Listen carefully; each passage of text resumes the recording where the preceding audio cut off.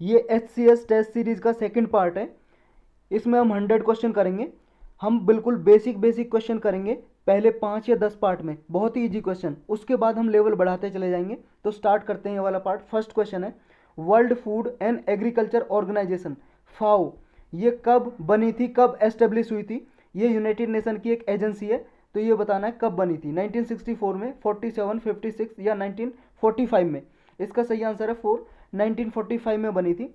Next है, जो tidal energy का ग्रेटेस्ट पोटेंशियल है इंडिया में, मतलब जहां जब सबसे ज़्यादा टाइडल एनर्जी से बिजली बनाई जा सकती है, ये इंडिया में कौन सी जगह है? मरदास, कोचीन, विशाखापत्तनम या भावनगर? इसका सही आंसर है 4, भावनगर। ये गुजरात में जगह है भावनगर। ये आप मैप में देख सकते हो, यहाँ पे भावनगर है कहीं पे।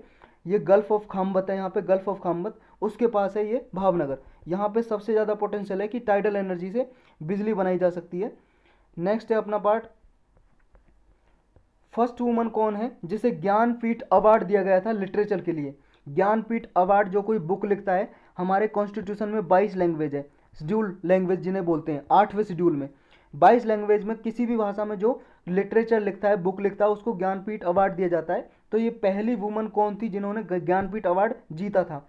आशापूर्णा देवी, सुभद्रा, वुफमारी चाहन, अमृता प्रीतम या महादेवी वर्मा? इसका सही आंसर है आशापूर्णा देवी हैं। ये बंगाल की नॉवलिस्ट थी, बंगाल की नॉवेलिस्ट जो नॉवल लिखती थी।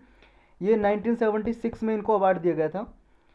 नेक्स्ट आपको बताना है, चिपको मूवमेंट किस से एसोसिएटेड है, मतलब किस से ये संबंध रखता है चिपको मूवमेंट? क्या हुआ था उसमें? आदिवासी मैरिज ट्रेडिशन है क्या ये? या फिर जो पेड़ है उनको काटने के बचाने के लिए, काटने से बचाने के लिए ये एक मूवमेंट था, आंदोलन था? या मछली को बचाने के लिए, मछलियों को, या फिर वाटर प्रिवेंशन के लिए, पानी को बचाने के लिए एक मूवमेंट था? इसका सही आंसर है 2, जो ट्री है उनको कटने से बचाने के लिए था आंदोलन। ये इसमें सुंदरलाल जो बहुगुणा है वो मेन लीडर थे, जिनकी अभी डेथ हुई है इसी साल कुछ दिन पहले। हमने उसे लेक्चर में कवर भी किया था, तो इसलिए मोस्ट इंपोर्टेंट क्वेश्चन हो जाता है ये। नेक्स्ट आपको बताना है, which of the following preventive measures can be use for eradication of untouchability? आपको ये बताना है जो छुआछूत होती है, अनटचेबिलिटी, उसको खत्म करने के लिए कौन कौन से स्टेप मेजर्स लिए जा सकते हैं जिनसे अनटचेबिलिटी को इरेडिकेट किया जा सकता है? पहला, बाय मेकिंग लॉ, कानून बना के इरेडिकेट किया जा सकता है। इरेडिकेट का मतलब होता है इरेज करना, इरेज करना होता है इरेडिकेट का, मिटाना, रिमूव करना, हटाना, बिल्कुल एलिमिनेट। एजुकेशन अपलिफ्टमेंट करना, मतलब लोगों को ज़्यादा से ज़्यादा शिक्षा देना, कानून बनाना, लोगों को जागरूक करना, अवेयरनेस करना, और लोगों को जॉब देना। कौन कौन से इसमें हो सकते हैं मेथड जिनसे अनटचेबिलिटी को रिमूव किया जा सकता है? 1 2 3, 2 3 4, 1 2 या 2 4?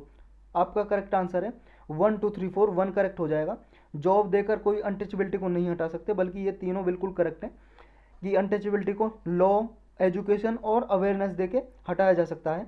नेक्स्ट है आपको बताना, मास्क डांस, ये मास्क डांस है एक, ये कहाँ कहाँ का फेमस है मास्क डांस? मास्क डांस कहाँ के से फेमस है? कथकली, नागा, उड़ीसा या फिर आपका कुचिपुड़ी? ये है कथकली। कथकली है केरल का डांस, इसे मास्क डांस भी बोलते हैं। और मास्क डांस इसलिए फेमस हो जाता है, आपको पता है कोरोना चल रहा है और कोरोना में सब लोग मास्क लगा रहे हैं, तो मास्क डांस पे क्वेश्चन इसलिए इंपॉर्टेंट हो जाता है। नेक्स्ट आपका है, आपको बताना है कि what is the basis of determination of tribes in India?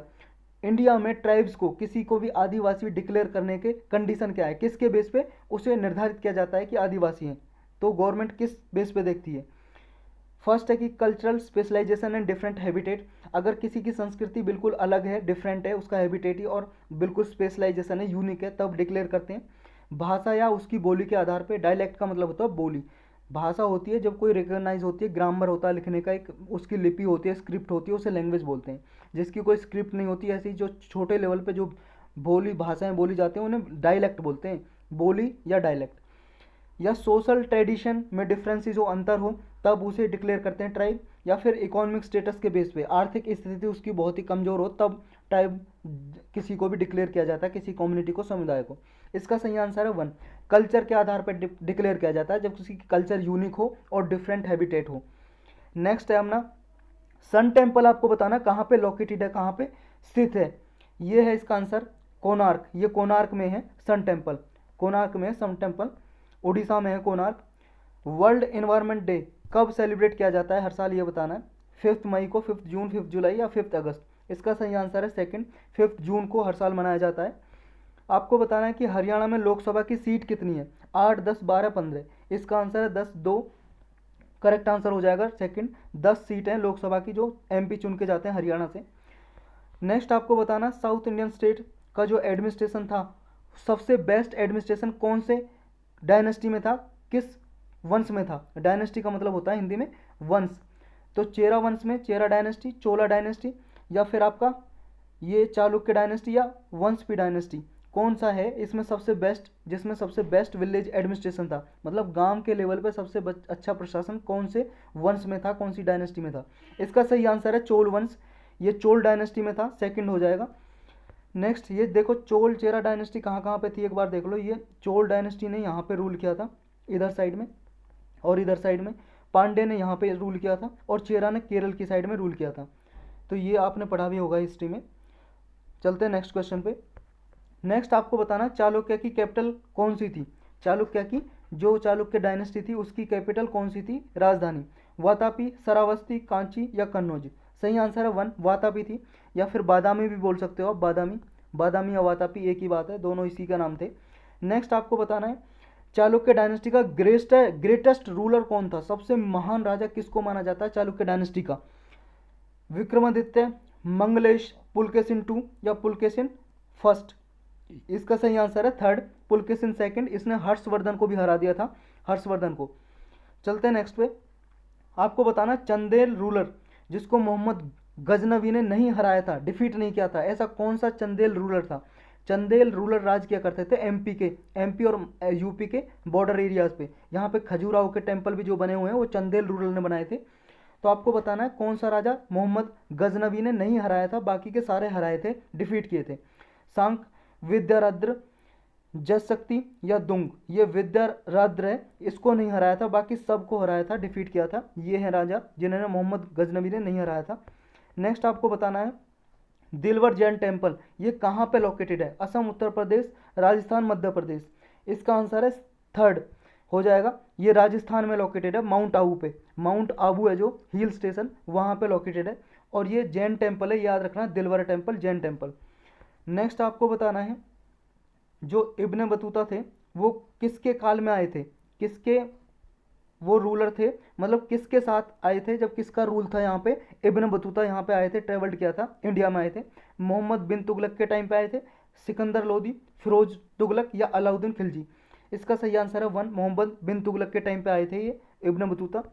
Next आपको बताना, सल्तनत पीरियड में जब दिल्ली सल्तनत थी, दिल्ली सल्तनत का राज्य था यहाँ पे, रूल था, तो most of the rich and sultan had belong to which class. जो सबसे अमीर सुल्तान कौन सी क्लास से बिलोंग करता था, टर्किस, मंगोल, तातर या अरब। इसका सही आंसर है टर्किस, फर्स्ट हो जाएगा। नेक्स्ट आपको बताना है, सिंध, सिंध को मोहम्मद बिन कासिम ने कब कैप्चर किया था, कन्क्वेड किया था, मतलब विजय हासिल की थी, सिंध को जीत लिया था मोहम्मद बिन कासिम ने।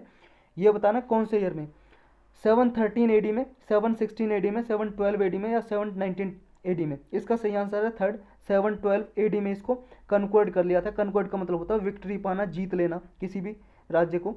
नेक्स्ट आपको बताना है, मोहम्मद गजनवी या मोहम्मद गजनी के पिता का नाम क्या था। हसन निजामी, सबुक्ति जिन, फिरदौसी या चंद्र बारदी। तो इसका सही आंसर है सेकंड, सबुक्ति गिन। इनके फादर का नाम था महमूद गजनी का, और इनका एक कोर्ट राइटर थे, कोर्ट राइटर, कोर्ट में जो हिस्टोरियन होते हैं, एक तरह से हिस्टोरियन जो बुक वगैरह लिखते हैं हिस्टोरियन, हिस्ट्री के बारे में, उनका नाम है फिरदौसी। नेक्स्ट आपको बताना है, मोहम्मद गौरी के जो स्लेव थे, मोहम्मद गौरी का एक गुलाम था जिसने बंगाल और बिहार को जीत लिया था, कन्क्वर्ड कर लिया था, वो कौन था। कुतुबुद्दीन ऐबक था, इल्तुतमिश, बख्तियार खलजी या यालदस। आपको इसमें कन्फ्यूजन हो सकता है, ये कुतुबुद्दीन ऐबक में आपको कन्फ्यूजन हो सकता है, लेकिन ये नहीं थे। जिसने बंगाल और बिहार को जीता था, कन्वर्ट किया था, उसका नाम है बख्तियार खलजी या मोहम्मद खलजी भी लिखा होता है कहीं पे।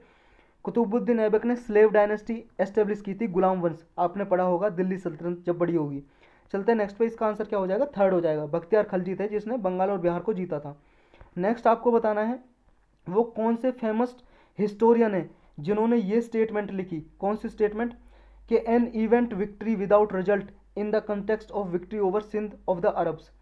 अरब से सिंध को जीत लिया था और इस विक्ट्री का नाम दिया था, इस जीत को नाम दिया था कि रिजल्ट लेस विक्ट्री, बिना परिणाम की ये जीत है, ऐसा इवेंट, ए इवेंट विक्ट्री विदाउट रिजल्ट। तो ये स्टेटमेंट किसने लिखी थी, आपको ये बताना है। कौन सा फेमस हिस्टोरियन था जो हिस्ट्री के बारे में किताबें वगैरह लिखता था?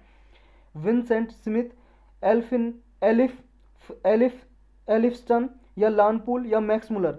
इसका सही आंसर है थर्ड, लानपूल थे, लानपूल, जिन्होंने ये लिखा था रिजल्ट लेस विक्ट्री या a event victory without result. Next आपको ये बताना है कौन से मुगल रूलर की जो टॉम्ब है वो इंडिया से बाहर बनी हुई है। टॉम्ब का मतलब होता है मकबरा, मकबरा। तो ये बताना है कौन से मुगल रूलर है जिसकी टॉम्ब बाहर बनी हुई है इंडिया से, इंडिया में नहीं है। औरंगजेब, जहांगीर, हुमायूं, बाबर। हुमायूं को तो दिल्ली में बनी हुई है, दिल्ली में बनी हुई है हुमायूं की, और इन सब की भी इंडिया में है। और बाबर की कहाँ है? ये बाहर है, ये काबुल में बनी हुई है, काबुल में बनी हुई है जो अफगानिस्तान की कैपिटल है।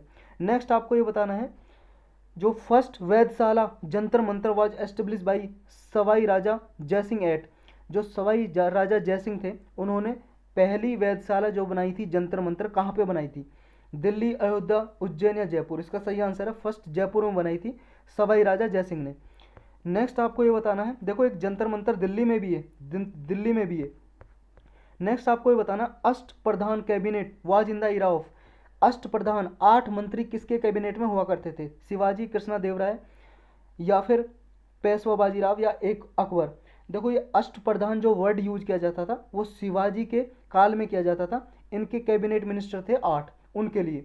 ऐसे ही इनके कृष्णदेवराय के में भी थे लेकिन उनका नाम अलग था। अकबर के में भी थे 9 ज्वेल्स, नवरत्न जिन्हें बोलते थे वो अलग थे। नेक्स्ट आपको ये बताना है कि इस्तेमारी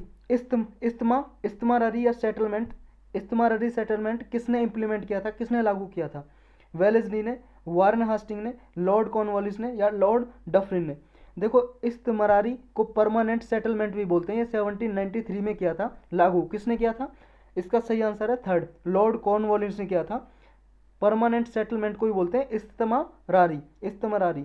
नेक्स्ट आपको ये बताना है 1857 की जब रिवॉल्ट हुई थी, क्रांति हुई थी, उस टाइम पे ब्रिटिश के प्राइम मिनिस्टर कौन थे? चर्चिल, पालमेरस्टन, बारेटली या फिर ग्लेस्टन? इसका सही आंसर है सेकंड, पालमेरस्टन। ये मोस्ट इंपोर्टेंट क्वेश्चन है, इसका सेकंड आंसर हो जाएगा। नेक्स्ट आपको ये बताना है जो अवध स्टेट था, अवध राज्य, वो ब्रिटिश एम्पायर ने अपनी टेरिटरी में, ब्रिटिश टेरिटरी में मर्ज कर लिया था। मर्ज का मतलब होता है मिलाना। तो ये डलहौजी के टाइम पे किया था, लेकिन किसके आधार पे किया था ये बताना आपको। मिस गवर्नमेंट चार्जेस के आधार पे, स्टेट डेफेलकेट पॉलिसी के आधार पे, या फिर सब्सिडायरी अलायंस सिस्टम था एक, उसके आधार पे किया था, या फिर इनमें से नन ऑफ द अबव? इसका सही आंसर है फर्स्ट, मिस गवर्नेंस के आधार पे किया था। ये अवध स्टेट को मिलाया था डलहौजी के टाइम पे। नेक्स्ट आपको ये बताना है हिंदुस्तान सोशलिस्ट रिपब्लिक एसोसिएशन ये किसने एस्टेब्लिश की थी, किसने बनाई थी? वीर सावरकर, उधम सिंह, भगत सिंह, चंद्रशेखर आज़ाद? ये भगत सिंह का मेन रोल था इसे बनाने में। HSRA रिवॉल्यूशनरी क्रांतिकारी ऑर्गेनाइजेशन थी, संस्था थी ये। इससे पहले HRA बनी हुई थी जो राम प्रसाद बिस्मिल और बहुत सारे और लोगों ने मिलकर बनाई थी इसको, HRA को। लेकिन बाद में HRA का नाम बदल के और HRA में S जोड़ दिया, सोशलिस्ट। ये भगत सिंह ने एस्टेब्लिश की थी। नेक्स्ट आपको बताना है जुडिशियल ऑर्गेनाइजेशन इंडिया में किसने बनाई थी, किसने एस्टेब्लिश की थी? लॉर्ड मेयो ने, कॉर्नवालिस ने या फिर लॉर्ड एटली ने या कर्जन ने? इसका सही आंसर है सेकंड, ये कॉर्नवालिस ने एस्टेब्लिश की थी, बनाई थी जुडिशियल ऑर्गेनाइजेशन। नेक्स्ट आपको ये बताना है कि Nehru is a nation devotee and while Jinnah is a politician. किसने बोला था कि नेहरू एक राष्ट्र देशभक्त हैं और जिन्ना सिर्फ एक राजनेता है, पॉलिटिशियन है? सरदार पटेल ने, मोहम्मद इकबाल ने, महात्मा गांधी ने या मौलाना आज़ाद ने? इसका सही आंसर है 4, मौलाना आज़ाद ने बोला था ऐसा कि जो नेहरू हैं वो राष्ट्र भक्त हैं, नेशन डिवोटी है, और जिन्ना राजनेता है, पॉलिटिशियन है। मोस्ट इंपोर्टेंट क्वेश्चन है। आपको ये बताना है कि महात्मा गांधी के जो 2 प्रिंसिपल थे राम राज्य के लिए, ट्विन प्रिंसिपल, वो कौन से हैं, कौन से सिद्धांत हैं महात्मा गांधी के 2 राम राज्य के लिए? Correct and correct goals, untouchability and alcohol prohibition के छुआछात नहीं करना और शराब वगैरह नहीं पीनी, खादी और चरखा, या फिर ट्रूथ एंड नॉन वायलेंस, सत्य और अहिंसा? कौन से 2 मूल मंत्र है उनके गांधी जी के राम राज्य एस्टेब्लिश करने के लिए। सही आंसर है 4 truth and non violence. Next आपको बताना है कि स्वराज पार्टी से कौन से इनमें से नेता संबंध नहीं रखते थे। मोतीलाल नेहरू, अयंगर, राजा गोपालचारी, विट्ठल भाई पटेल। इसके सही आंसर हैं आपके राजा गोपालचारी स्वराज पार्टी से संबंध नहीं रखते, बाकी सब इसके मेंबर थे। कोई सेक्रेटरी था, कोई प्रेसिडेंट था। मोतीलाल नेहरू और CR दास ने मिलके जब खत्म हुआ था 1922 में नॉन कोऑपरेशन मूवमेंट असहयोग आंदोलन, उसके बाद ये बनाई थी 1923 के लगभग ही स्वराज पार्टी। मोतीलाल नेहरू और CR दास, इनका मेन रोल था मोतीलाल नेहरू और CR दास का। नेक्स्ट आपको बताना है जलियांवाला बाग मैसेकर जो हुआ था, हत्याकांड, वो कौन सी जगह पे, मतलब कौन से ईयर में हुआ था। जगह तो आपको पता है कहाँ पे हुआ था, अमृतसर। ये कौन से डेट पे हुआ था ये बताना आपको। 13 अप्रैल 1918, 13 अप्रैल 1919, 23 अप्रैल 1921, 13 अप्रैल 1920। ये हुआ था सेकंड सही आंसर है 13 अप्रैल 1919 को। देखो डॉक्टर सत्यपाल और किचलू, इनको अरेस्ट कर लिया था, इनके विरोध में एक मीटिंग हुई थी अमृतसर में। तो यहाँ पे बहुत सारे लोग इकट्ठा हुए थे, लेकिन यहाँ पे ये एक जनरल डायर आए, जनरल डायर ब्रिटिश अधिकारी थे जनरल डायर। तो इन्होंने आदेश दे दिया यहाँ पे गोली चलाने का। तो यही था मैसेकर, जलियांवाला बाग मैसेकर या फिर जलियांवाला बाग हत्याकांड।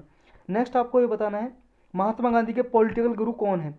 CR दास, दादा भाई नौरोजी, तिलक या फिर गोपाल कृष्ण गोखले। सही आंसर 4 है गोपाल कृष्ण गोखले। पॉलिटिकल गुरु हैं, पॉलिटिकल गुरु।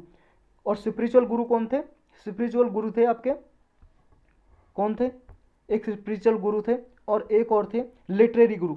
तो ये दो अलग और गुरु हैं, आपको कमेंट सेक्शन में बताना है कौन थे, स्पिरिचुअल गुरु कौन थे और लिटरेरी गुरु कौन थे। नेक्स्ट आपको ये बताना है कि बहिष्कृत भारत किससे संबंधित है, किसने एस्टेब्लिश की थी, मतलब बहिष्कृत भारत एक न्यूज़पेपर है, अखबार है, ये किसने बनाया था, किसने चलाया था स्टार्टिंग में। आत्माराम पांडुरंग, ज्योतिबा फूले, बाल गंगाधर तिलक या BR अम्बेडकर। इसका सही आंसर है 4 BR अम्बेडकर ने ये 1927 में चलाया था बहिष्कृत भारत। एक मोस्ट इंपॉर्टेंट अखबार और है मूल नायक, ये इस साल न्यूज में था। मूल नायक ये चलाया था 1920 में मूल नायक, और एक 1930 में चलाया था जिसका नाम था जनता नाम का अखबार चलाया था। एक 1956 में चलाया था, ठीक अपने मरने से पहले चलाया था BR अम्बेडकर जी ने, उसका नाम था प्रबुद्धा भारत। प्रबुद्धा का मतलब है अवेकनिंग, प्रबुद्धा भारत। नेक्स्ट आपको बताना है गांधी इरविन जो अकॉर्ड हुआ था या पैक्ट बोल लो आप, ये साइन हुआ था, कब हुआ था और किसको रोकने के लिए हुआ था, किसको रोकने के लिए साइन हुआ था। क्विट इंडिया मूवमेंट को रोकने के लिए, CDM को सिविल डिसओबीडियंस मूवमेंट को रोकने के लिए, या फिर नॉन कोऑपरेशन मूवमेंट को असहयोग आंदोलन को रोकने के लिए हुआ था। इसका सही आंसर है सिविल डिसओबीडियंस मूवमेंट, सेकंड हो जाएगा। 1931 में साइन हुआ था ये, गांधी और इरविन वायसराय थे इंडिया के, उनके बीच में हुआ था इसको रोकने के लिए। नेक्स्ट आपको ये बताना है इंडिपेंडेंट इंडियन गवर्नमेंट सबसे पहले अब्रॉड में, विदेश में सबसे पहले आज़ाद भारत की सरकार किसने एस्टेब्लिश की थी, किसने बनाई थी ये बताना है। बरकत उल्ला ने, सुभाष चंद्र बोस ने, लाला हरदयाल ने या राजा महेंद्र प्रताप सिंह ने। सही आंसर है 4 राजा महेंद्र प्रताप सिंह। इसने काबुल में बनाई थी अफगानिस्तान में, अब्रॉड में सबसे पहले first Indian government, independent government. कब बनाई थी, 1 दिसंबर 1915 को, जब फर्स्ट वर्ल्ड वार चल रहा था उसके दौरान बनाई थी। नेक्स्ट आपको बताना है Lahore session Indian national Congress का कौन से ईयर में हुआ था, 1931, 29, 21 या 30 में। इसका सही आंसर है 1921 लाहौर सेशन हुआ था, और इसके प्रेसिडेंट कौन थे लाहौर सेशन के, पंडित जवाहरलाल नेहरू जी थे। नेक्स्ट आपको ये बताना है बंगाल का यूनिफिकेशन कब हुआ था, 1905 में, 8 में, 1913 में या 12 में। 1912 में हुआ था। 1911 में दरबार हुआ था, दिल्ली दरबार या दिल्ली दरबार, दिल्ली में हुआ था ये। उस टाइम पे अनाउंस किया था ब्रिटिश गवर्नमेंट ने कि हम जो बंगाल का जो यूनिफिकेशन है वो करेंगे, इसे विभाजन नहीं करेंगे। तो ये 1911 में अनाउंस किया था, घोषित किया था, 1912 में हो गया था। नेक्स्ट आपको ये बताना है एक स्लोगन है, स्लोगन का मतलब होता है नारा, swaraj is our birth right, कि स्वराज है जो हमारा जन्म सिद्ध अधिकार है, ये नारा किसने दिया, गोपाल कृष्ण गोखले, बाल गंगाधर तिलक, महात्मा गांधी, चंद्रशेखर आजाद। सही आंसर है सेकंड, बाल गंगाधर तिलक ने बोला था ऐसा, swaraj is our birth right, swaraj हमारा जन्म सिद्ध अधिकार है। ये स्लोगन है, नारा डू और डाई, मरो, करो या मरो का नारा किसने दिया था? तिलक ने, नेहरू ने, भगत सिंह ने या महात्मा गांधी ने? सही आंसर है 4 महात्मा गांधी ने। नेक्स्ट आपको बताना है कि होम रूल लीग मूवमेंट किसने स्टार्ट किया था? एनी बेसेंट या सरोजनी नायडू? सबसे पहले की बात हो रही है, सबसे पहले किसने स्टार्ट किया था? First Annie Besant, Sarojini Naidu, Surendra Nath Banerjee या तिलक, बाल गंगाधर तिलक, लोकमान्य तिलक? इसका सही आंसर है एनी बेसेंट, क्योंकि सबसे पहले की बात हो रही है। बाद में लोकमान्य तिलक थे जो बाल गंगाधर तिलक, उन्होंने भी स्टार्ट किया था, लेकिन इसका आंसर पूछा है पहले किसने स्टार्ट किया था, तो एनी बेसेंट हो जाएगा। नेक्स्ट आपको ये बताना है इंडियन नेशनल कांग्रेस को किसने बनाया था, किसने एस्टेब्लिश किया था? इसको क्या था? A.O. ह्यूमे ने 1885 में किया था, और इसके फर्स्ट प्रेसिडेंट थे, उसका नाम था वोमेश चंद्र बैनर्जी, ये याद रखना आपको। नेक्स्ट आपको बताना है दादा भाई नौरोजी को किस नाम से जाना जाता था? पंजाब केसरी, गुजरात रतन, गुरुदेव या फिर grand old man of India? Fourth answer है grand old man of India के नाम से दादा भाई नौरोजी को जाना जाता था, और सबसे पहले आदमी थे जिन्होंने इंडिया की जो पॉवर्टी लाइन है, यानी कि जो पॉवर्टी लाइन को बताया था, और ये बताया था कि पॉवर्टी कितनी है इंडिया में, सबसे पहले यही थे। नेक्स्ट आपको ये बताना है, और एक चीज़ याद रखना है कि गुरुदेव बोला जाता था रविंद्रनाथ टैगोर जी को। नेक्स्ट आपको ये बताना है फर्स्ट स्प्लिट इन, और ये पंजाब केसरी किसको बोला जाता था? लाला लाला लाला थे, उनको बोला जाता था, और लाला किसको बोला जाता था ये बताना आपको कमेंट सेक्शन में। नेक्स्ट आपको ये बताना है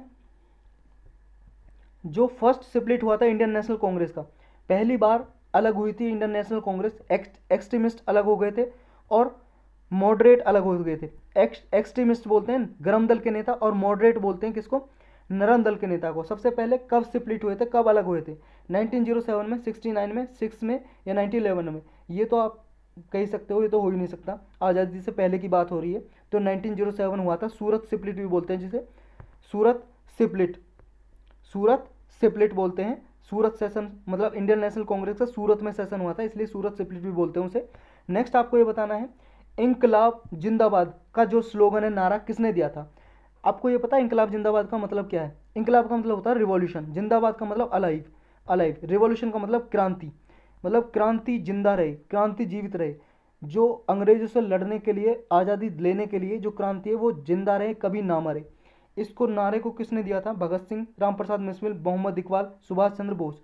ये दिया था सेकंड, मोहम्मद इकबाल ने दिया था। और फेमस किसने किया था, पॉपुलराइज, सबसे प्रसिद्ध किया था पॉपुलराइज भगत सिंह ने। मरने से पहले, फांसी लगने से पहले बहुत बार बोला था भगत सिंह जी ने, इंकलाब जिंदाबाद।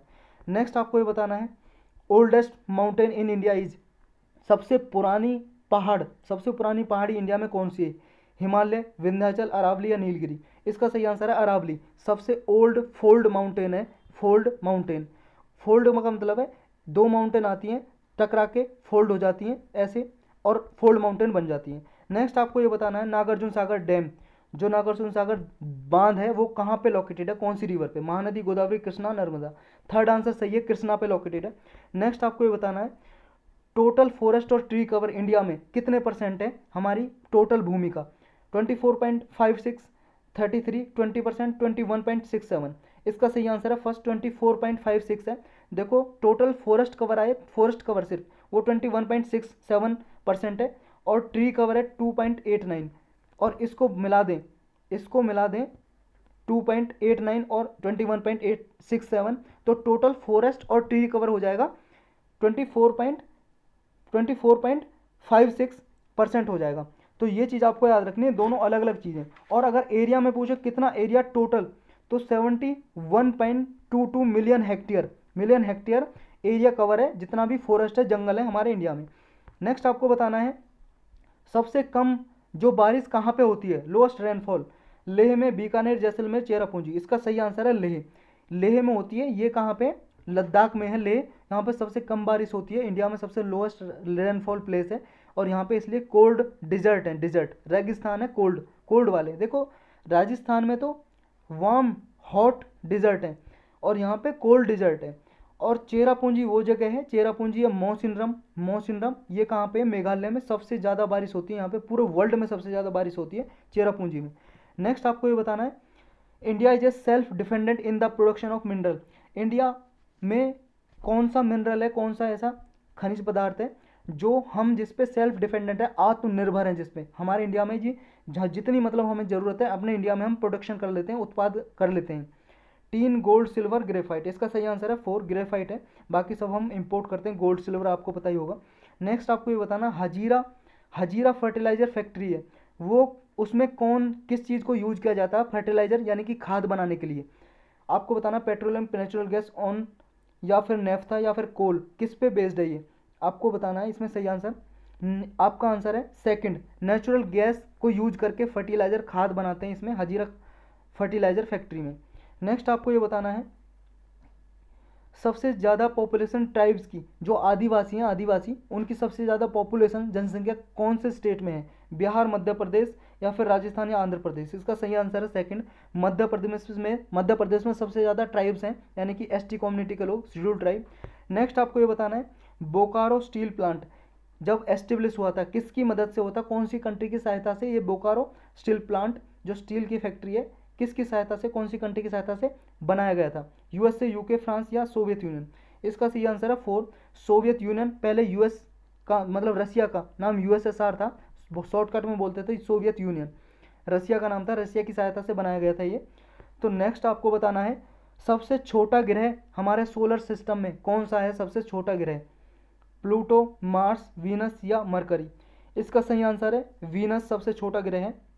नेक्स्ट आपको ये बताना है अर्थ के हमारी पृथ्वी के सबसे नज़दीक वाला क्लोजेस्ट प्लानट, सबसे नज़दीक वाला ग्रह कौन सा है, closest planet to the earth, moon, Venus, Mars, Mercury. इसका सही आंसर है वीनस सबसे नज़दीक है, सेकंड हो जाएगा। नेक्स्ट आपको ये बताना है कि सोलर इक्लिप्स कब होता है, कब होता है generally solar Eclipse, 4th day of moon, जब चंद्रमा 4 दिन हो जाते हैं बने हुए तब होता है, या न्यू मून डे जब पहला दिन चंद्रमा बनता है तब होता है, या किसी भी दिन हो सकता है सोलर इक्लिप्स। सोलर इक्लिप्स बोलते हैं सूर्य ग्रहण को। या फिर फुल मून होता है तब होता है, जब चंद्रमा फुल दिखाई देता है तब सोलर इक्लिप्स पड़ता है। इसका सही आंसर है सेकंड, जब न्यू मून होता है तभी सोलर इक्लिप्स होता है। नेक्स्ट आपको ये बताना है कि मार्बल कौन से टाइप की रॉक है, चट्टान है, sedimentary rock, floor blazer rock, metamorphic rock या इग्निजियस रॉक। इसका सही आंसर है थर्ड, मेटामार्फिक रॉक है। ये क्या होती है, प्रेशर और टेम्परेचर के कारण ये सेडिमेंट्री रॉक और इग्नियस रॉक ही चेंज हो जाती है मेटामॉर्फिक रॉक में। इसका सही आंसर थर्ड हो जाएगा। तो मार्बल एक मेटामॉर्फिक रॉक है, यस, जैसे स्लेट होती है, स्लेट भी एक मेटामॉर्फिक रॉक होती है, इसे कन्वर्ज रॉक भी बोलते हैं। नेक्स्ट आपको ये बताना सुएज कैनाल किस किस को जोड़ती है, किस किस को कनेक्ट करती है, लाल सागर मेडिटेरियन सी को, या रेड सी या ब्लैक सी को, काला सागर को, या रेड सी अरेबियन सी, या इनमें से कोई नहीं। सही आंसर है रेड सी और मेडिटेरियन सी को जोड़ती है सुएज कैनाल। नेक्स्ट आपको बताना है reason behind the origin of tidal waves in the ocean, ocean में, समुद्र में जो टाइडल वेव्स, टाइडल का मतलब होता है ज्वार भाटा, जो टाइडल वेव्स आती हैं किसके कारण आती है, क्या रीजन है, सन के प्रभाव के कारण, जो अर्थ की घूर्णन स्पीड है उसके कारण, रोटेटिंग स्पीड, या फिर अर्थ, सन और मून के कॉम्बाइंड इफेक्ट के कारण, या फिर ग्रेविटी, सेंट्रीफ्यूगल फोर्स या सेंट्रीफ्यूगल फोर्स के कारण। इसका सही आंसर है थर्ड, अर्थ, सन और मून की जो कॉम्बाइंड फोर्स लगती है उसकी वजह से ये टाइड आता है। नेक्स्ट आपको बताना है वर्ल्ड की सबसे डीपेस्ट ट्रेंच कौन सी है, सबसे गहरी ट्रेंच, सबसे गहरी ट्रेंच बतानी है कौन सी है, मैरियाना, चैलेंजर, मनहट्टन या रिकार्ड्स। इसका सही आंसर है मैरियाना, ये पैसिफिक सागर में है, पैसिफिक ओशन में आपकी मैरियाना ट्रेंच। नेक्स्ट आपको ये बताना है what is the datum line, datum line कौन सी है, ये एक हॉरिजॉन्टल लाइन है सी लेवल पे, जो जिसमें from which height and depth are measured, जहाँ से हाइट और डेप्थ मेजर की जाती है, या फिर मिडल ऑफ प्राइमरी या सेकेंडरी डेटा। नेक्स्ट है इंटरनेशनल डेट लाइन को ही डेटम लाइन बोलते हैं। नेक्स्ट है इमेजनरी लाइन है एक, ये लोकेटेड है 0 डिग्री लॉन्गिट्यूड पे। तो आपको बताना है डेटम लाइन कौन सी है। इसका सही आंसर है हॉरिजॉन्टल लाइन है एक, ये जो सी लेवल पे लोकेटेड है, सी लेवल की हॉरिजॉन्टल लाइन जिससे हाइट और डेप्थ मेजर की जाती है। तो 1 आंसर करेक्ट हो जाएगा इसका। नेक्स्ट आपको ये बताना है कालगुरली, ये ऑस्ट्रेलिया में एक प्लेस है, कौन से, ये कौन से मिनरल के लिए फेमस है, या कौन से चीज़ के लिए फेमस है, गोल्ड प्रोडक्शन के लिए, बेटर क्लाइमेट सिस्टम है यहाँ पे इसके लिए, या फिर यहाँ पे एजुकेशन सेंटर है कुल कालगुरली में ऑस्ट्रेलिया में, या फिर पोल्ट्री के लिए, मुर्गी फार्म के लिए फेमस है। इसका सही आंसर है गोल्ड प्रोडक्शन के लिए, सोना यहाँ पे पाया जाता है, बनाया जाता है कालगुरली में। नेक्स्ट आपको ये बताना है कि वर्ल्ड का शुगर बाउल मतलब चीनी का कटोरा किसको बोला जाता है विश्व में, क्यूबा, इंडिया, चिली या फिर हवाना। इसका सही आंसर है क्यूबा। इनमें से क्यूबा को बोला जाता है, ये यूएस के अमेरिका के पास है एक देश, शुगर बॉल बोला जाता है। ये आपको बताना है कि कौन सी कंट्री में सबसे ज़्यादा आयरन ओर का हाईएस्ट प्रोडक्शन होता है। आयरन ओर सबसे ज़्यादा कहाँ पे बनाया जाता है, उत्पादन किया जाता है। China, Brazil, Australia, India. इसका सही आंसर है चाइना। सबसे फर्स्ट नंबर पे चाइना, सेकंड पे ब्राज़ील, थर्ड पे ऑस्ट्रेलिया और फोर्थ नंबर पे सबसे पूरे वर्ल्ड में फोर्थ नंबर पे इंडिया आता है आयरन ओर का प्रोडक्शन करने के लिए। नेक्स्ट आपको बताना है which country is famous as a country of sunrise. सबसे पहले सूरज कौन सी कंट्री में उगता है, नॉर्वे, जापान, यूके या फिनलैंड। इसका सही आंसर है जापान, क्योंकि सबसे ईस्ट में जापान ही है, तो जापान में सबसे पहले सनराइज होता है, इसलिए इसे सनराइज कंट्री बोलते हैं जापान को। सेकंड आंसर करेक्ट हो जाएगा। नेक्स्ट आपको बताना जापान में जो सबसे लार्जेस्ट आइलैंड है, सबसे बड़ा द्वीप कौन सा है। द्वीप आप जानते हो आइलैंड जो चारों तरफ से, ऐसी भूमि जो चारों तरफ से वाटर से घिरी हुई हो, surrounded by water from all the side, उसे आइलैंड बोलते हैं। सबसे बड़ा कौन सा है जापान का आइलैंड, होकाइडो, शिकोकू, होडोट या होन्सू। सही आंसर है 4 होन्सू। नेक्स्ट आपको ये बताना है कि इसमें से कौन सा ऐसा प्लेस है जहाँ पे कंप्लीटली लिटरेट विलेज है, मतलब सेकंड दूसरा सबसे, मतलब दूसरा ऐसा कौन सा विलेज है जहाँ पे सबसे ज़्यादा, मतलब पूरा का पूरा विलेज शिक्षित है, लिटरेट है, सबको शिक्षा मिली हुई है। बुद्धापुर दिल्ली में, आदमपुर बिहार में, बालासोर राजस्थान में, सलेमपुर उत्तर प्रदेश में। देखो आप ये स्टेट से ही लगा सकते हो, बिहार, राजस्थान, उत्तर प्रदेश में तो सवाल ही नहीं पैदा होता। तो ये दिल्ली में बुद्धापुर है, बुद्धपुर या बुद्धपुर है वैसे ये। सेकंड कंप्लीटली लिटरेट विलेज है ये। नेक्स्ट आपको ये बताना है जो सबसे कम डेंसिटी कहाँ पे पाई जाती है, पॉपुलेशन डेंसिटी। पॉपुलेशन डेंसिटी का मतलब है कि एक एरिया में अगर निकालें पर स्क्वायर किलोमीटर एरिया में पॉपुलेशन कितनी रहती है, कितने आदमी एक स्क्वायर किलोमीटर एरिया में कितने आदमी रहते हैं। तो ये सबसे कम जो पॉपुलेशन डेंसिटी है कौन से स्टेट में, स्पार्सली पॉपुलेटेड स्टेट कौन सा है, केरल, बिहार, राजस्थान या अरुणाचल प्रदेश। इसका सही आंसर है अरुणाचल प्रदेश। नेक्स्ट आपको बताना है ये वर्ड सेकुलर है, सेकुलर धर्म निरपेक्ष या पंथ निरपेक्ष। वर्ड सेकुलर प्रियम्बल में जो हमारी प्रस्तावना कॉन्स्टिट्यूशन की कौन से संविधान संशोधन से जोड़ा गया था ये बताना है, 42nd, 45th, 51st या फिर 43rd। इसका सही आंसर है 42nd अमेंडमेंट एक्ट से जोड़ा गया था ये संविधान में, सेकुलर। नेक्स्ट आपको बताना है और कब जोड़ा गया था, 1976 में। नेक्स्ट 76। नेक्स्ट आपको ये बताना है जो झंडा समिति थी कॉन्स्टिट्यूएंट असेंबली ऑफ इंडिया की, झंडा समिति थी एक, तो झंडा समिति के प्रेसिडेंट कौन थे, सी राजागोपालचारी, डॉक्टर राजेंद्र प्रसाद, जेपी कृपलानी या फिर डॉक्टर BR अम्बेडकर। इसके सही आंसर है सेकंड, डॉक्टर राजेंद्र प्रसाद थे झंडा समिति के प्रेसिडेंट, अध्यक्ष। नेक्स्ट आपको ये बताना contingency fund can be spend by president. President contingency fund में से पैसा मनी खर्च कर सकता है किसके थ्रू, नेशनल क्राइसिस के टाइम पे कर सकता है, या फिर पार्लियामेंट्री जब अप्रूवल दे दे पार्लियामेंट तो उसके बाद खर्च कर सकता है, या प्री पार्लियामेंट अप्रूवल, पार्लियामेंट की अप्रूवल लेने की जरूरत नहीं है, पहले से पहले ही बिना पार्लियामेंट के अप्रूवल लेने के पहले ही खर्च कर सकता है क्या, या स्पेंड ही नहीं कर सकता प्रेसिडेंट, इसमें से खर्च नहीं कर सकता। इसका सही आंसर है third, pre parliament approval, parliament की अप्रूवल लेने की जरूरत नहीं है, पहले ही कर सकता है, बाद में पार्लियामेंट की अप्रूवल ले सकते हैं खर्च करने के बाद। नेक्स्ट आपका ये है रेजिडरी पावर। रेजिडरी पावर किस में आती है हमारे संविधान में, जो रेजिडरी पावर है वो किसके पास है, प्रेसिडेंट के पास, स्टेट के पास, यूनियन कैबिनेट या पार्लियामेंट। इसका सही आंसर क्या है, इसका सही आंसर है पार्लियामेंट, पार्लियामेंट होगा, फोर्थ हो जाएगा। देखो 3 लिस्ट है 7th शेड्यूल में, हमारे संविधान में 12 शेड्यूल है, उसमें 3 लिस्ट है 7th में। एक तो state list, central list, concurrent list. तो स्टेट लिस्ट में जो सब्जेक्ट हैं उनमें स्टेट गवर्नमेंट ही लॉ बना सकती है नॉर्मल सिचुएशन में। जो सेंट्रल लिस्ट में है वो सेंट्रल गवर्नमेंट केवल लॉ बना सकती है, और कंकरेंट में दोनों बना सकते हैं, स्टेट और सेंटर। लेकिन अगर सेंट्रल गवर्नमेंट के लॉ बने हुए तो वही प्रिवेल करेंगे, वही माने जाएंगे। लेकिन जो इन 3 लिस्ट में कोई सब्जेक्ट नहीं है, जैसे मान लो इंटरनेट तब संविधान बना था तब तो इंटरनेट आया नहीं था भाई साहब, ये तो 1980s 90s के बाद इंटरनेट आया है पूरे वर्ल्ड में, तो उस टाइम पे इंटरनेट नहीं था। इंटरनेट के रिगार्डिंग जो भी लॉ बनाने, कानून बनाने, इन किसी लिस्ट में नहीं है, तो वो कहाँ पे आएंगे, रेजिडरी पावर, और ये किसके पास रहेगी, सेंट्रल गवर्नमेंट के पास, यानी कि पार्लियामेंट के पास।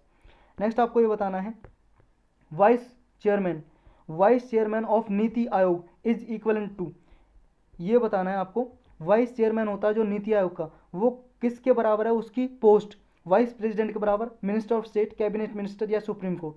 इसका सही आंसर है थर्ड, कैबिनेट मिनिस्टर के बराबर की पोस्ट है उनकी वाइस चेयरमैन के, नीति आयोग के वाइस चेयरमैन की। नेक्स्ट आपको ये बताना, सॉलिसिटर जनरल जो होता है वो क्या होता है? गवर्नमेंट का एडवोकेट होता है क्या? Legal officer for the president, legal adviser या फिर एडमिनिस्ट्रेटिव ऑफिसर? ये होता है legal adviser to the government. ये जो अटॉर्नी जनरल होते हैं उसके नीचे होते हैं सॉलिसिटर जनरल। नेक्स्ट आपको ये बताना है, चीफ इलेक्शन कमिश्नर को कैसे डिसमिस किया जा सकता है, कैसे हटाया जा सकता है चीफ इलेक्शन कमिश्नर को? आपका ऑप्शन है ये, फर्स्ट कह रहा है कि चीफ जस्टिस, सुप्रीम कोर्ट के जो चीफ जस्टिस होते हैं वो डिसमिस कर सकते हैं क्या, या फिर प्रेसिडेंट डिसमिस कर सकते हैं, या फिर कैबिनेट प्रपोजल रखेंगे तब, या फिर उनके मिसकंडक्ट के आधार पे 2/3 मेजोरिटी से दोनों हाउस में, पार्लियामेंट के दोनों हाउस में 2/3 मेजोरिटी से हटाया जा सकता है चीफ इलेक्शन कमिश्नर को। सही आंसर है 4। नेक्स्ट आपको ये बताना है, 2 अक्टूबर 1959 को पंडित जवाहरलाल नेहरू ने राजस्थान में पंचायती राज का आरंभ किया था, इनोग्रेट किया था। तो कौन सी जगह में, कौन सा टाउन है राजस्थान में जहाँ पे पंचायती राज सबसे पहले आई थी 2 अक्टूबर 1959 को? नागौर, सीकर, साबरमती या नागपुर? इसका सही आंसर है नागौर में सबसे पहले पंचायती राज सिस्टम आया था। नेक्स्ट आपको ये बताना है कि क्लोज्ड इकोनॉमी का मतलब क्या है? क्लोज्ड इकोनॉमी, इसमें एक्सपोर्ट क्लोज हो जाता है, इंपोर्ट और एक्सपोर्ट दोनों क्लोज हो जाते हैं, मतलब ना तो एक्सपोर्ट करता ना इंपोर्ट करता कोई देश, इंपोर्ट भी क्लोज हो जाता है, यानी सिर्फ इंपोर्ट नहीं करता, आयात नहीं करता, या फिर कंट्रोल्ड कैपिटल? इसका सही आंसर है एक्सपोर्ट इंपोर्ट क्लोज्ड। मतलब जो क्लोज्ड इकोनॉमी होती है ना तो देश आयात करता ना निर्यात करता है, ना एक्सपोर्ट करता ना इंपोर्ट करता है। नेक्स्ट आपको ये बताना है, स्मॉल इंडस्ट्रीज की कौन कौन सी परेशानियाँ, प्रॉब्लम है? जो छोटे उद्योग हैं उनके पास कैपिटल, पूंजी का अभाव होता है, मार्केटिंग इन्फॉर्मेशन नहीं होती उनके पास, लैक का मतलब है कमी, अभाव, रॉ मटेरियल का अभाव होता है, या ऑल ऑफ द अबव? सही आंसर है 4, ऑल ऑफ द अबव होता है प्रॉब्लम स्मॉल इंडस्ट्रीज की। नेक्स्ट आपको ये बताना है, डेवलपमेंट और इंडस्ट्रियलाइजेशन की जो स्ट्रेटजी है इंडस्ट्रीज की, ये कौन से 5 ईयर प्लान का पार्ट है जिसमें इंडस्ट्रीज और डेवलपमेंट का स्ट्रेटजी हमने अडॉप्ट की थी? 4th, 2nd, 3rd या 7th? इसका सही आंसर है सेकंड में, सेकंड 5 ईयर प्लान में हमने इंडस्ट्रीज पे जोर दिया था। नेक्स्ट आपको ये बताना है, कौन सा टैक्स है जो डायरेक्ट टैक्स है? इनमें से डायरेक्ट टैक्स, दो तरह के टैक्स होते हैं, डायरेक्ट और इनडायरेक्ट। तो डायरेक्ट टैक्स कौन सा है? Income tax, production tax, octroi tax या सेल टैक्स? सही आंसर है 1, इनकम टैक्स, ये डायरेक्ट टैक्स है, बाकी के इनडायरेक्ट टैक्स हैं। नेक्स्ट आपको ये बताना है, डिवोल्यूशन का मतलब क्या है? डिवोल्यूशन का प्राइस का डिक्रीज होना, या फिर करेंसी का वैल्यू है जो हमारी मुद्रा जैसे रुपया उसका डिक्रीज होना गोल्ड के टर्म में, सोने के टर्म में, या इन्फ्लेशन महंगाई का बढ़ना, या नेशनल कैरेक्टर का लॉस होना? इसका सही आंसर है सेकंड, जब करेंसी वैल्यू हमारी मुद्रा है जो रुपया जैसे वो डिक्रीज हो जाती है गोल्ड के टर्म में, उसको बोलते हैं डिवोल्यूशन। नेक्स्ट आपको ये बताना है, which type of mirror is used in the car for seeing the rear and? आपको ये बताना है, कार के साइड में जो शीशा लगा होता है, रियर एंड मतलब पिछले वाला हिस्सा देखने के लिए, पीछे कौन आ रहा है, तो उसमें कौन सा मिरर यूज होता है? Concave mirror, cylindrical mirror, convex mirror या प्लेन मिरर? उसमें होता है कॉन्वेक्स मिरर। नेक्स्ट आपको ये बताना है, लॉन्ग रेडियो वेव्स जो रिफ्लेक्ट होती हैं अर्थ पे आ जाती हैं, अर्थ सरफेस पे, मतलब लॉन्ग रेडियो वेव्स होती हैं अर्थ से जाती हैं जो फिर रिफ्लेक्ट हो जाती हैं, कौन सी लेयर है वो? एटमॉस्फेयर की, टोपोस्फेयर, आयनोस्फेयर, टोपोपोज या स्ट्रेटोस्फेयर? सही आंसर है आयनोस्फेयर। आयनोस्फेयर एटमॉस्फेयर की लेयर है, आपको पता होगा अर्थ है, अर्थ से ऊपर जाओगे सबसे पहले टोपोस्फेयर, फिर स्ट्रेटोस्फेयर, फिर आती है आपकी मीजोस्फेयर और फिर आती है आपकी थर्मोस्फेयर। इसी में आयनोस्फेयर है, आयनोस्फेयर और एक्जोस्फेयर भी बोल सकते हो आप। तो यहाँ से रिफ्लेक्ट होकर लौट के आ जाती हैं किरणें, वेव्स, जो लॉन्ग रेडियो वेव्स होती हैं। नेक्स्ट आपको ये बताना है कि फ्लावर है और प्लांट है, plant does not have flower, मतलब कौन सा ऐसा प्लांट है, पौधा जिसमें फूल नहीं लगते? जैक फ्रूट, गूलर, ऑर्चिड या फर्न? ये फर्न नाम का प्लांट है जिसमें फूल नहीं आते। नेक्स्ट आपको ये बताना है, किसने पोलियो की वैक्सीन को इन्वेंट किया था? आविष्कार किसने किया था? जो पोलियो की वैक्सीन 2 बूंद जिंदगी की दी जाती है ना बचपन में सभी को, किसने इसका आविष्कार किया था, इन्वेंट किया था? एलेक्जेंडर फ्लेमिंग, जॉन सॉल्क या फिर रॉबर्ट कॉच या एडवर्ड जेनर? इसका सही आंसर है जॉन सॉल्क ने। नेक्स्ट आपको बताना है, कौन सा विटामिन है जो ब्लड का क्लॉटिंग में, ब्लड के क्लॉटिंग में सहायता करता है ह्यूमन बॉडी में? तो ब्लड क्लॉटिंग के लिए कौन सा विटामिन सहायता करता है? विटामिन के, विटामिन डी, ई या सी? सही आंसर इसका के, विटामिन के क्या है, ब्लड क्लॉटिंग में सहायता करता है। नेक्स्ट आपको बताना है, जो नॉर्मल ब्लड प्रेशर है ह्यूमन बॉडी का, एक हेल्थी पर्सन का, वो कितना होता है? 150, फिर 150, 100, 120, 80 या 80, 100। सही आंसर है इसका सेकंड। ये उल्टा पुल्टा हो गया है। 180 और 120 और 80 लोअर रहता है और 120 हायर। ये ब्लड प्रेशर की यूनिट है, मतलब एक तरह से इतना ब्लड प्रेशर ना 120 से ज़्यादा नहीं होना चाहिए, 80 से कम नहीं होना चाहिए, ये नॉर्मल माना जाता है एक हेल्थी पर्सन का। नेक्स्ट आपको ये बताना है, देखो जब किसी बच्चे का जन्म होता है इन्फेंट का, तो उसे एक वैक्सीन लगाई जाती है, वैक्सीन। तो वैक्सीन लगाई जाती है बीजीसी, मतलब इन्फेंट का जन्म होता है, तो जब जो बीसीजी वैक्सीन है, ये बीजीसी नहीं है, बीसीजी वैक्सीन कब कितने दिन के अंदर अंदर लगाई जानी चाहिए? जब बच्चे का जन्म होता है उसके बाद, 6 मंथ के अंदर, 7 डेज के अंदर, या immediately after birth as soon as possible. जब बच्चे का जन्म हो जाए उसके तुरंत बाद लगाई जाना चाहिए, जितना जल्दी हो सके, या 48 डेज के बाद। सही आंसर है third, as soon as possible, birth के बाद इमिडिएटली बीसीजी वैक्सीन को लगाया जा सकता है। नेक्स्ट आपको ये बताना है, ब्राइट डिसीज अफेक्ट द, एक ब्राइट नाम की डिसीज है, बीमारी है, ये कौन से अंग को, बॉडी के कौन सी पार्ट को अफेक्ट करती हैं, प्रभावित करती हैं? किडनी, स्प्लीन, या फिर आपका हार्ट या लीवर? ये करती हैं किडनी को। फर्स्ट आंसर सही हो जाएगा। नेक्स्ट आपको ये बताना है, हिस्टेरिया डिसीज है जो, वो किस में, जनरली किस में पाई जाती है? मैरिड, जो मैरिड कपल होते हैं उनमें, या फिर ओल्ड वुमन में, या फिर यंग वुमन में, जो नौजवान औरत होती है उसमें, या फिर नौजवान औरत और आदमी दोनों में? ये जनरली पाई जाती है यंग वुमन में, नौजवान जो महिला होती है उसमें हिस्टेरिया डिसीज जनरली होती है, ये अफेक्ट करती है।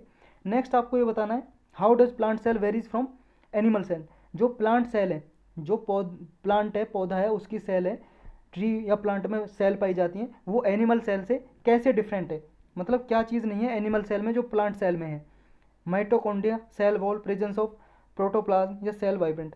ये सेल वॉल नहीं है एनिमल सेल में जो प्लांट सेल में होती है, तो इस तरह सेकंड आंसर हो जाएगा इसका। नेक्स्ट आपको ये बताना है, डाइजेशन सबसे ज़्यादा बॉडी के कौन से ऑर्गन में होता है? डाइजेशन का मतलब है पाचन, हमारी पाचन क्रिया सबसे ज़्यादा कहाँ पे होती है, हमारे किस बॉडी के पार्ट में? पैनक्रियाज, लार्ज इंटेस्टाइन, या स्मॉल इंटेस्टाइन, या फिर स्टोमक, हमारे पेट में? ये होता है जी स्मॉल इंटेस्टाइन में। स्मॉल इंटेस्टाइन में सबसे ज़्यादा डाइजेशन होता है। और अगर पूछा जाए स्टार्ट, जो डाइजेशन है, पाचन क्रिया स्टार्ट कहाँ से हो जाती है? हमारे मुंह से ही हो जाती है, माउथ से। माउथ से डाइजेशन क्रिया स्टार्ट हो जाती है। नेक्स्ट आपको ये बताना है, क्रोमोजोम, नंबर ऑफ क्रोमोजोम, हमारी बॉडी में कितने क्रोमोजोम है, कितने हैं क्रोमोजोम टोटल? 23, 44, 46, 42? इसका सही आंसर है 2, ये भी उल्टा हो गया, 46 क्रोमोजोम है। देखो पेयर नहीं पूछे इसमें, अगर पेयर पूछे चाहिए कितने जोड़े हैं क्रोमोजोम के, वो 23 पेयर है, 23 पेयर, और एक पेयर में 2 होते हैं, तो टोटल हो जाएंगे 46। तो इससे कंफ्यूज नहीं होना है। नेक्स्ट आपको ये बताना है, कौन सा एनिमल है, कौन सा एनिमल है जो फाइबर को डाइजेस्ट नहीं कर सकता? मतलब कौन सा ऐसा पशु है जो फाइबर खाए तो उसे पच नहीं सकता? वो गोट, बकरी, काऊ, गाव, एलिफेंट, हाथी, पिग, ये सुअर? कौन सा बताओ? इसका आंसर है 4, पिग। ये पिग फाइबर को डाइजेस्ट नहीं कर सकता। अगर वाटर में पॉल्यूशन बढ़ता चला जाए तो इसका मतलब क्या है? वाटर में पॉल्यूशन बढ़ने का मतलब क्या इफेक्ट डालेगा ये? रेनफॉल में परेशानी हो सकती है वाटर पॉल्यूशन से, जो वाटर साइकिल है वो बिल्कुल स्टॉप हो जाएगी, या फिर जो नाइट्रेट है वो अनअवेलेबल हो जाएंगे एक्वाटिक लाइफ के लिए। मतलब जो नाइट्रेट होता है पानी में, वो जो यहाँ पे एक्वाटिक मतलब पानी वाले जीव जंतु रहते हैं उनके लिए नाइट्रेट नहीं बचेगा। या फिर ऑक्सीजन मॉलिक्यूल अनअवेलेबल हो जाएंगे एक्वाटिक लाइफ के लिए, जो भी जीव जंतु रहते हैं पानी में उनके लिए ऑक्सीजन की कमी हो जाएगी अगर वाटर में पॉल्यूशन बढ़ेगा। इसका आंसर 4 है, 4, ये ऑक्सीजन की कमी हो जाएगी अगर वाटर में पॉल्यूशन बढ़ेगा, जल में प्रदूषण होगा तो। नेक्स्ट आपको ये बताना है, थारू पीपल, थारू नाम के कम्युनिटी के पीपल हैं, वो कहाँ पे रहते हैं, अधिकतर कहाँ पे पाए जाते हैं? अरुणाचल प्रदेश, यूपी, एमपी, या फिर बिहार? इसका सही आंसर है सेकंड, उत्तर प्रदेश, यूपी में। नेक्स्ट आपको ये बताना है, readiness for accident statement is related to, ये एक स्टेटमेंट है, किससे रिलेटेड है, किससे संबंध रखती है, किसने स्टेटमेंट दी है readiness for accident statement? George Bush ने, Saddam Hussein, world health organisation, या स्टेट रोड ट्रांसपोर्ट कॉरपोरेशन ने? इसका सही आंसर है थर्ड, वर्ल्ड हेल्थ ऑर्गेनाइजेशन की एक स्टेटमेंट है ये, readiness for accident statement. Next आपको बताना है, सेंट्रल ड्रग रिसर्च इंस्टीट्यूट कहाँ पे लोकेटेड है, कहाँ पे सिचुएटेड है, कहाँ पे स्थित है? दिल्ली, शिमला, लखनऊ, या फिर हैदराबाद? इसका सही आंसर है लखनऊ में सिचुएटेड है सेंट्रल ड्रग रिसर्च इंस्टीट्यूट।